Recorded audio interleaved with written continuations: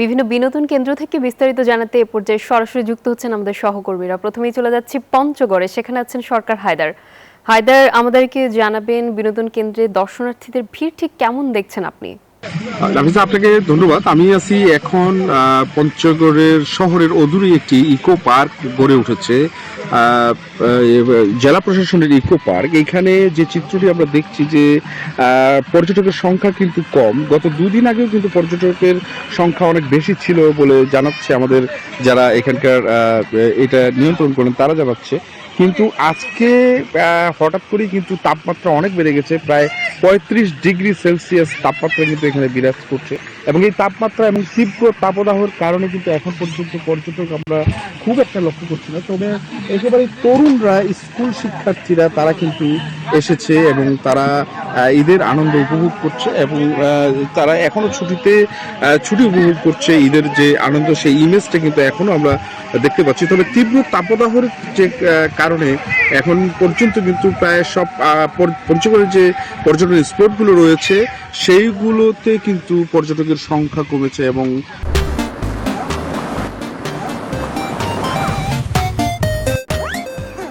এই যে তীব্র তাপদাহ, এটা আসলে কতদিন থাকবে ঠিক আবহাওয়া অফিস কিন্তু আমাদের জানাতে পারেনি। তারা বলছে যে এটা আরো কয়েকদিন থাকবে হয়তোবা। তো এই ছিল আমার কাছে সর্বশেষ। আমরা যাচ্ছি চাঁদপুরে, অপেক্ষা করছে আমাদের সহকর্মী খোকনের কাছে। খোকন, একটু জানাবেন। হায়দার, চাঁদপুর এই ঈদ উপলক্ষে বিনোদন প্রেমীদের পদচারণায় মুখরিত সেই বিনোদন কেন্দ্রগুলিতে। চাঁদপুরে মোট 11টি বিনোদন কেন্দ্র রয়েছে। এর মধ্যে 10টি বিনোদন কেন্দ্রই কিন্তু সেগুলি পাবলিকের, অর্থাৎ বেসরকারি। আর একটি বিনোদন কেন্দ্র, সেটা পৌরসভা নিয়ন্ত্রিত, সেখানে আমি আছি। সেটা হলো বড় স্টেশন 3 মোহনা, এই মূল হেড বিনোদন কেন্দ্র। এখানে পৌরসভা এই বিনোদন কেন্দ্রটি একমাত্র পরিচালিত করেন। এখানে দূর দূরান্ত থেকে সেই বিনোদন প্রেমীরা এখানে ঘুরতে আসেন।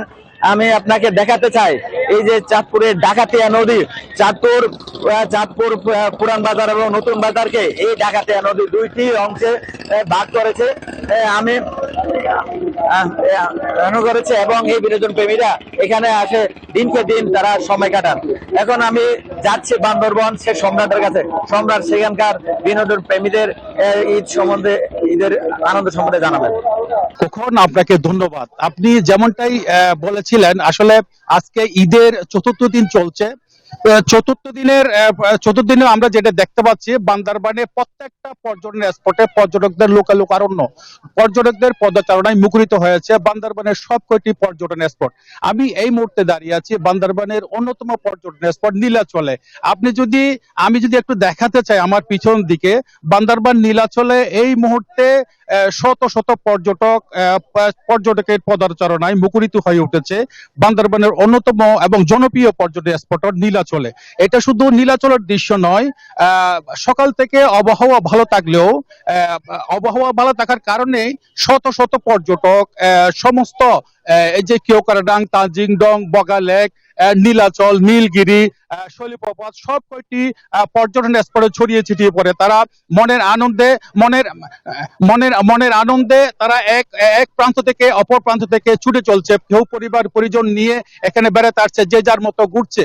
এই ছিল বান্দরবান থেকে পর্যটন আমার সর্বশেষ তথ্য। আমি ফিরে যাচ্ছি স্টুডিওতে। নাফিজা। জি, আপনাকে ধন্যবাদ আমাদের সঙ্গে যুক্ত হবার জন্য।